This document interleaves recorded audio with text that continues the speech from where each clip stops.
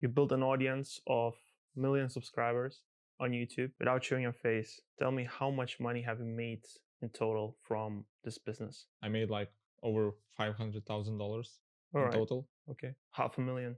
Yeah. Pretty good. What was your highest month in terms of like AdSense? It would be like 38,000. 38,000. Yeah. Just pure profit.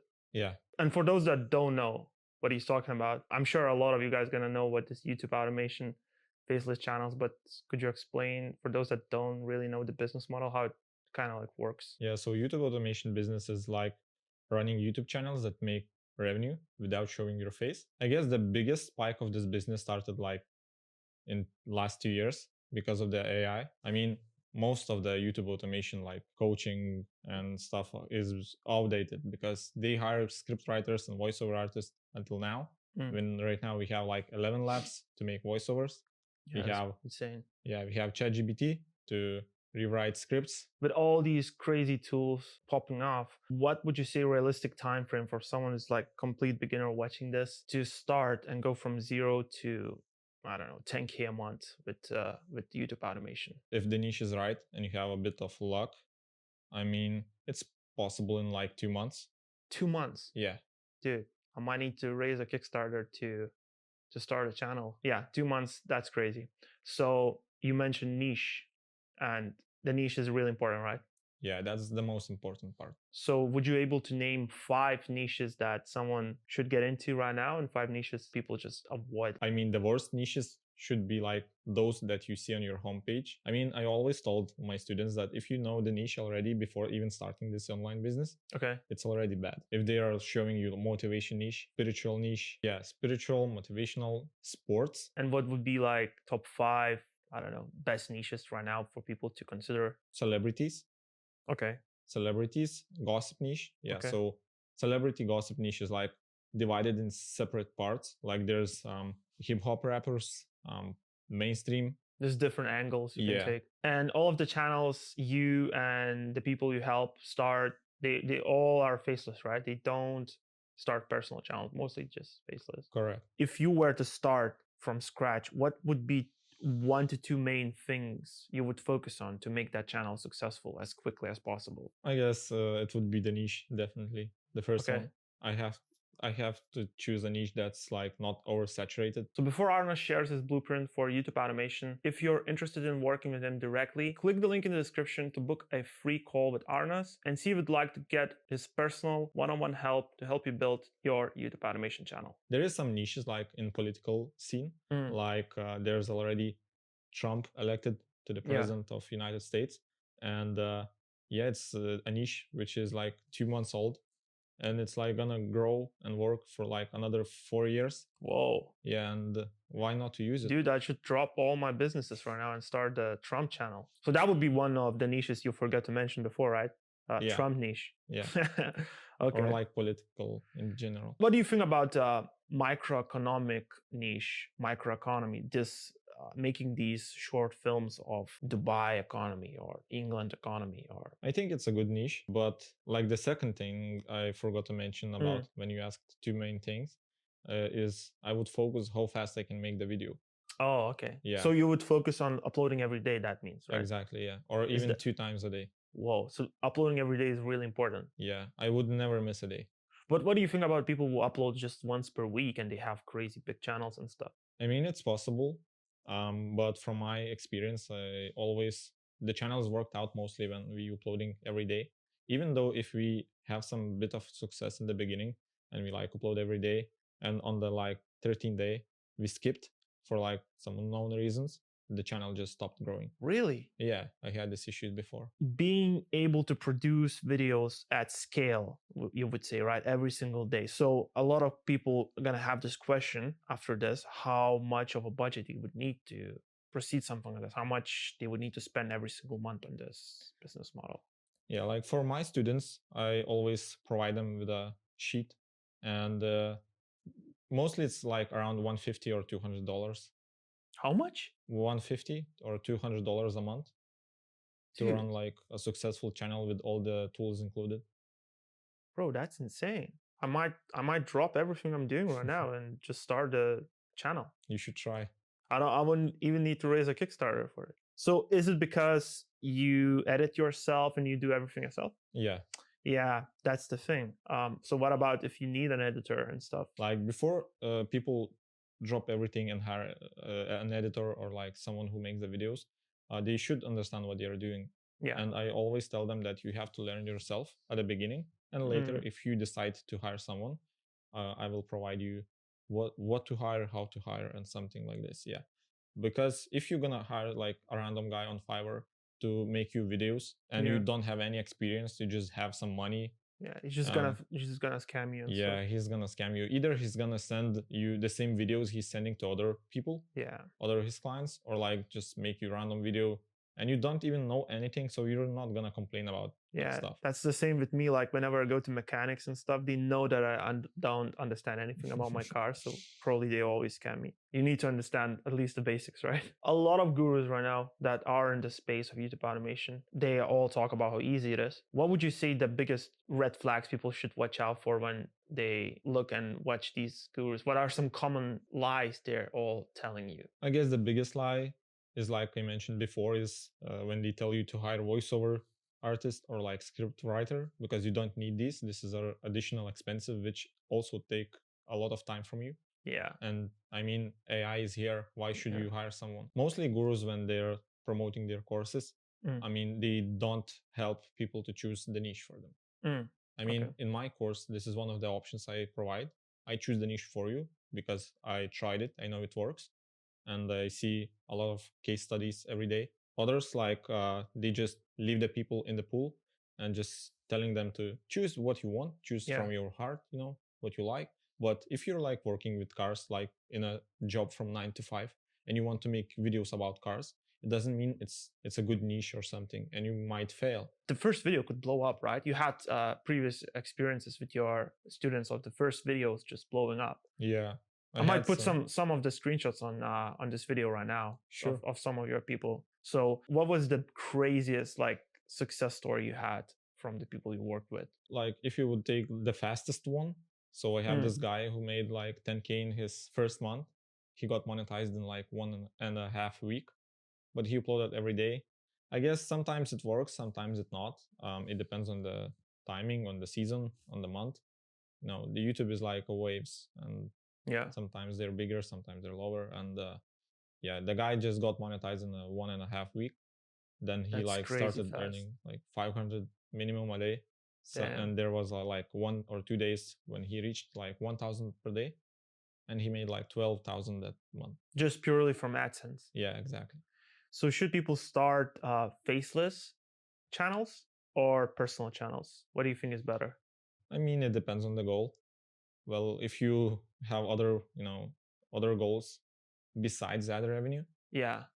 might be personal brand better. So you're saying faceless channels could not really be monetized in other ways? Yeah, probably. I haven't tried doing affiliate with these, but I seen that some of the political channels are promoting the merch or something additional and earning money besides ad revenue.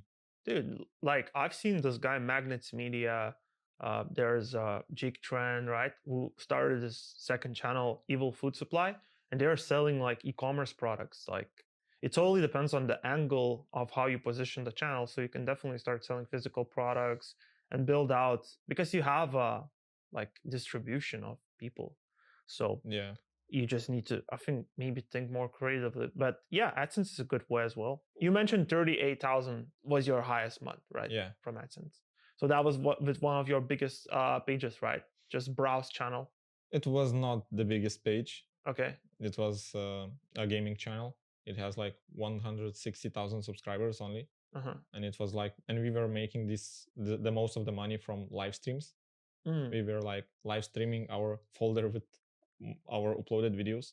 Yeah. So I put them like in a compilation and I just ran a live stream, and it was blowing up. When we published it, it was like growing better than it was like while doing the live stream.